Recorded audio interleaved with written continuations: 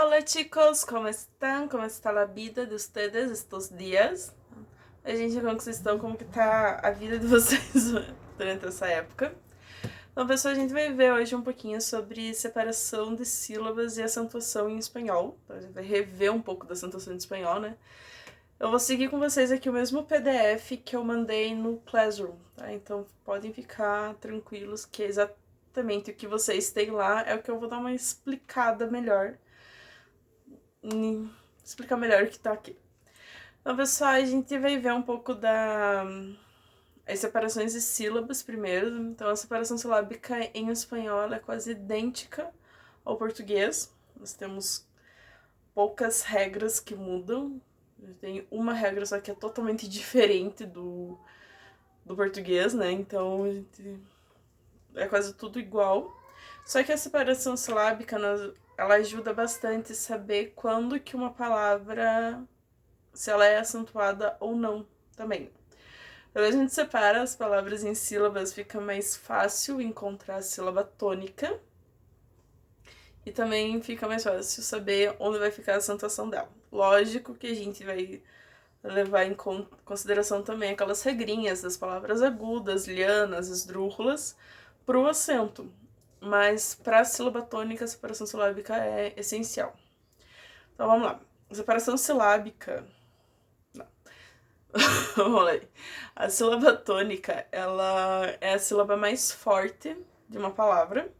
Então sempre uma palavra ela vai ter uma sílaba tônica. Tem que ter uma sílaba tônica. As demais serão sílabas átonas. São aquelas sílabas mais fracas, né? Então, quando a gente acha a sílaba tônica de uma palavra, a gente sabe que ali é o mais forte.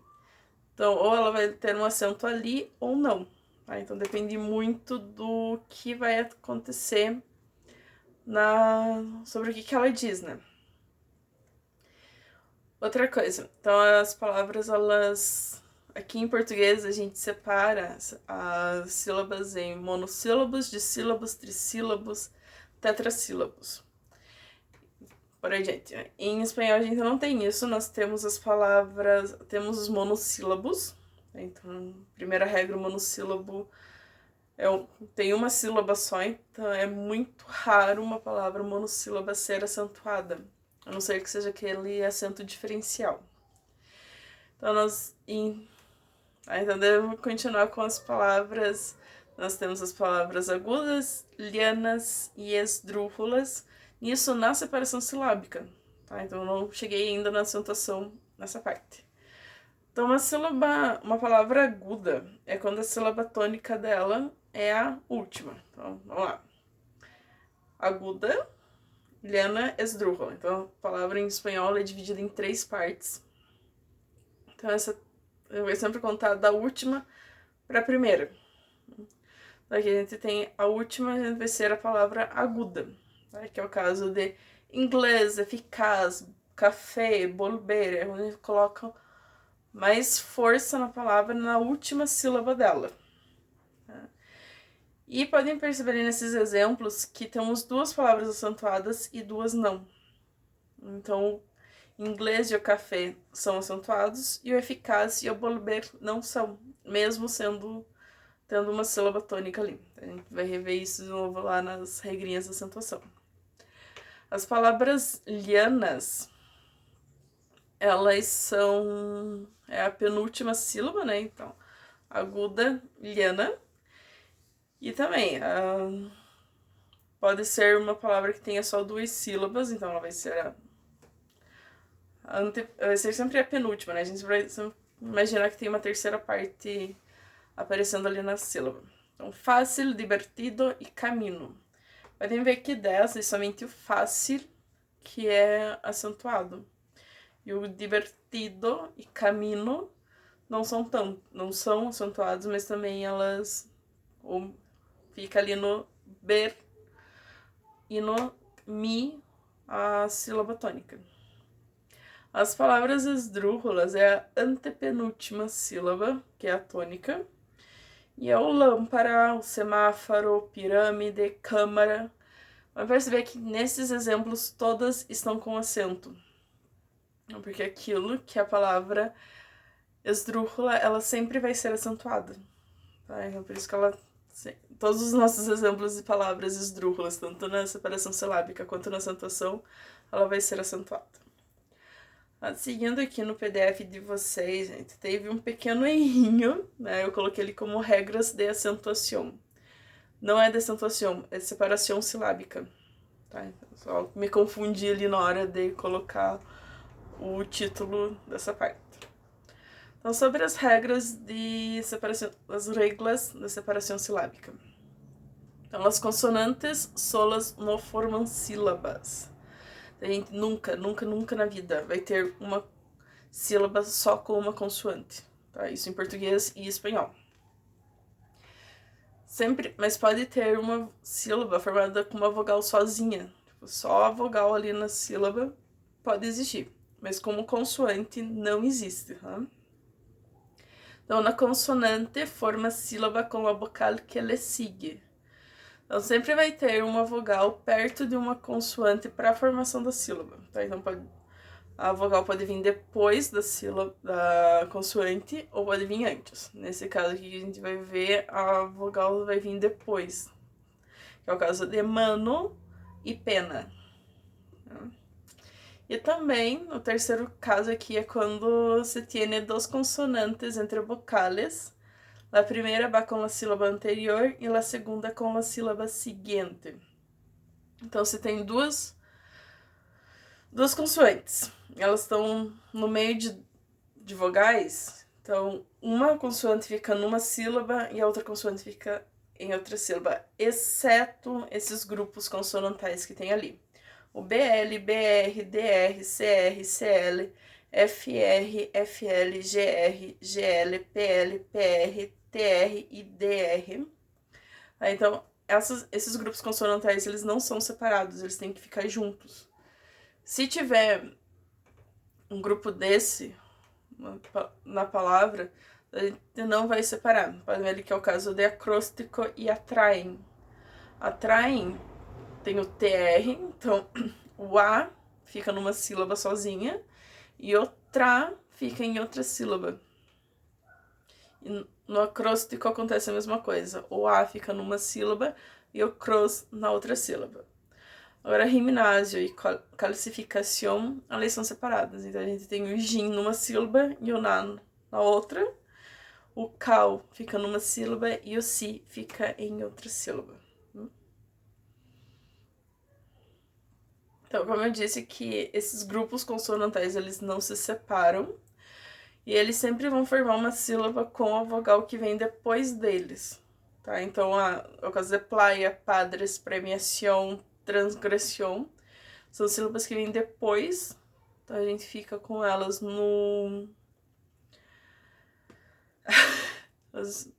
Então, sempre tem uma vogal que vem depois desse conjunto, então ela fica nessa sílaba e junto e vai na outra sílaba fica o restante da palavra, a outra parte da palavra. Então, quando a gente tiver 3 consoantes juntas, as 2 primeiras vão com a vogal anterior e a terceira com a próxima vogal. Então, é isso, né? Instituição e constituição tem 3 consoantes seguidas.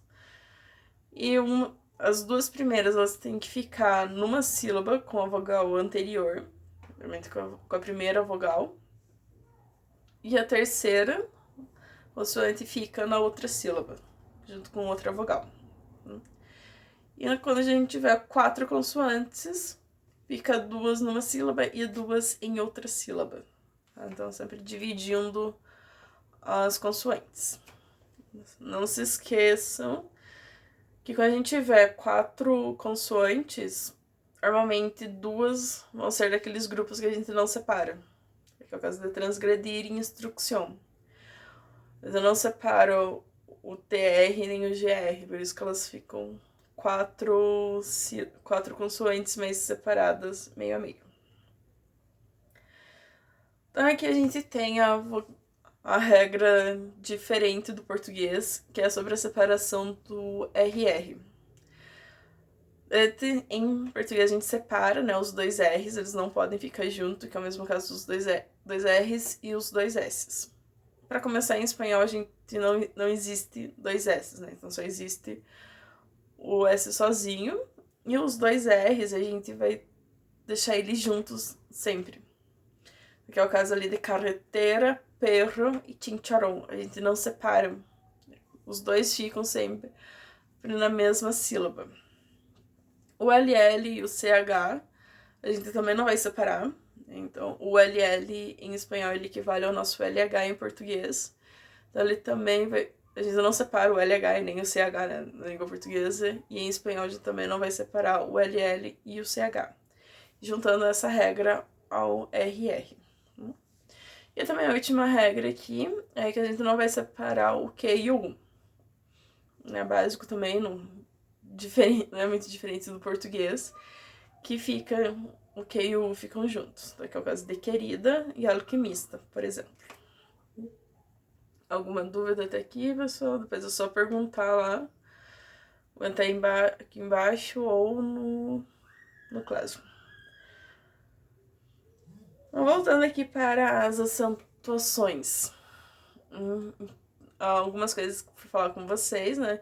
Então, o acento, a gente chama em espanhol de tilde, ou la tilde, porque quando a gente fala que tal palavra tem acento, em espanhol fica estranho, porque acento quer dizer sotaque. Então, quando a gente fala do sinal gráfico, o acento gráfico, a gente usa la tilde.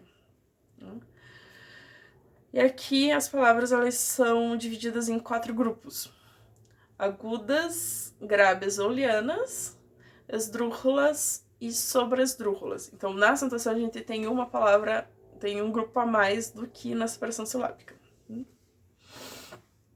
Então, as agudas, ela equivale às nossas oxítonas. Então, a sílaba tônica vai ser a última sílaba da palavra, seguindo aquela regra que a gente já viu no começo da separação silábica. Ela sempre vai ser acentuada caso termine em vogal, N ou S. Só nesses 3 casos que ela vai ser acentuada. Então, pode ver lá que inglês e café, inglês termina em S e café termina em vogal. Então, por isso que ela é acentuada. Eficaz e volver terminam em outras consoantes. Termina em Z e R. Então, ela não é acentuada por causa disso. Aqui nós temos outros exemplos de palavras acentuadas, né? Papá, sartén, inglês, tobogã, rugaré e además. As palavras graves ou lianas, elas equivalem às nossas paroxítonas. E a penúltima sílaba tônica. E a penúltima sílaba é a tônica. E ela vai ser acentuada se terminar em consoante que não seja N ou S. Então, aqui a gente diz que é o contrário, né? Nas agudas, ela tem que terminar em vogal N ou S para ser acentuada. Nas graves, ela só vai ser acentuada se ela não terminar em vogal N ou S.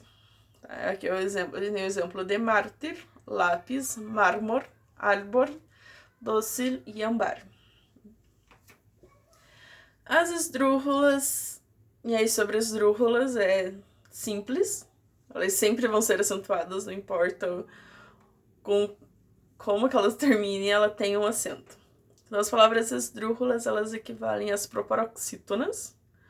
E são a antepenúltima sílaba, e a antepenúltima sílaba que é a tônica. Então, bárbaro, pétalo, diálogo, lâmpada, semáforo, vão todas acentuadas.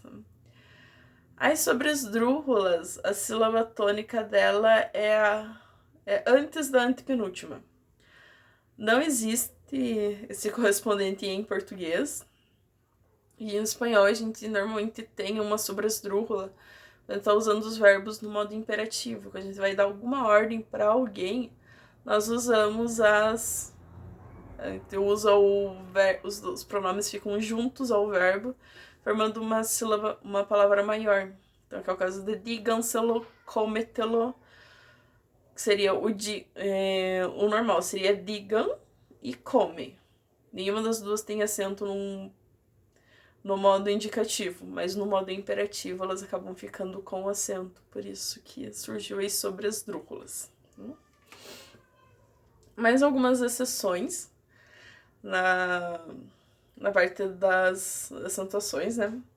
Então, as palavras compostas, se a gente vai fazer uma palavra composta que as duas ficam juntas, formam uma palavra só, como é o caso da 17º, só vai ter acento na segunda palavra. Tá? Que é o caso assim, tipo, 10º tem acento e 7º também tem acento. Como a gente juntou os dois, só vai ficar com acento no 7º. Tá? E se uma palavra, a gente junta uma palavra composta, só que ela é separada por hífen, então elas são compostas, mas ainda são independentes, as duas ficam acentuadas caso elas já sejam separadas, já sejam acentuadas quando estão separadas. Tá? É o caso de teórico-prático. Então, teórico já tem um acento sozinho e o prático também. Então, a gente juntou os dois, eles ficaram com a mesma... Os dois ficaram com a acentuação normal. Os advérbios terminados em mente, eles só vão ter acento se o adjetivo de que eles vêm tiver acento. Então, assim, a gente tem um adjetivo, o rápido. Rápido, ele já tem acento, sozinho. Então, quando eu coloco mente, ele se transforma em um advérbio, então, rapidamente fica com acento. Agora, por exemplo, grave não tem acento. A gente acrescenta o mente no final da palavra, gravemente, ele fica sem acento também, porque a palavra de origem dele não é acentuada.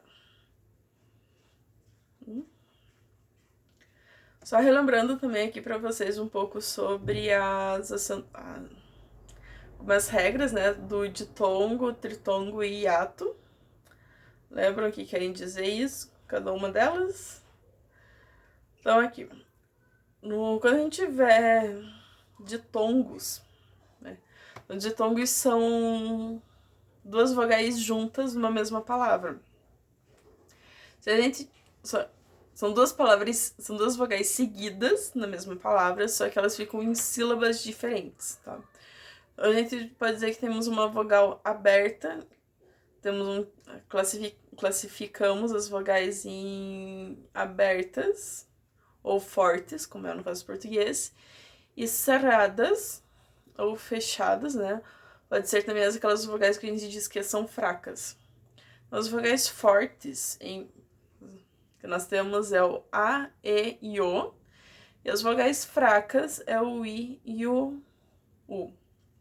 Se a gente tiver os dois, uma vogal forte e uma vogal fraca, ou uma vogal fraca e uma vogal forte, não importa a ordem aqui, elas vão ficar na mesma sílaba. Tá? Então, ditongos e tritongos elas ficam na mesma sílaba e hiato elas ficam em outra sílaba. E também pode acontecer da gente ter duas vogais fracas. Um I e um U, ou um U e um I. Elas também ficam juntas. Tá? A acentuação, nesse caso, vai depender da regra normal. Pode ser grave, eliana, esdrúxula, sobresdrúxula. Vai depender das regras normais gerais de acentuação. Mas lembrando que ditongos ficam juntos e os tritongos também ficam juntos. Então, tritongos a gente tem 3 vogais seguidas. Geralmente é uma fraca, uma forte e outra fraca. Tá? A forte fica no meio de 2 fracas. O hiatos, né? A gente tem quando são 2 vogais fortes juntas numa palavra e elas ficam cada uma em uma sílaba, que é o caso de teatro e museu. Então, o T, o E e o A são 2 vogais fortes, separa. Pode acontecer de ter uma vogal fraca acentuada. Então, quando o I e o U tiverem acento, elas são consideradas fortes. Elas ficam fortes porque tem um acento. Por isso a gente separa, porque é o caso de dia, egoísmo e país. Então, como tem o acento no I, ela fica, ou no U, no caso, ela fica em sílabas diferentes. Ok, pessoal? Temos a tríade diacrítica, que são os monossílabos acentuados, que é para o acento diferencial. Então, nós temos em português também um acento diferencial do para e do forma, por exemplo. Então, para acentuado, mandando separar. E o para sem acento que é para alguém. Você vai entregar algo para alguém. Em espanhol tem a mesma função, esse acento. Tem ali alguns exemplos. No PDF anterior que eu passei para vocês, que tem aquelas tem a imagem na última folha. Então ela tem alguns monossílabos acentuados. E quando a gente tiver alguma pergunta ou uma exclamação, os pronomes eles também vão ser acentuados. Eu lembro que cada vez que eu coloco lá no quadro que queres hacer ou como estás. Então, são palavras que a gente acentua somente na pergunta, mas na resposta ela não fica acentuada. Certo, pessoal? Então, por hoje é só essa pequena aula nossa de explicação. Qualquer dúvida que vocês tiverem, é só perguntar.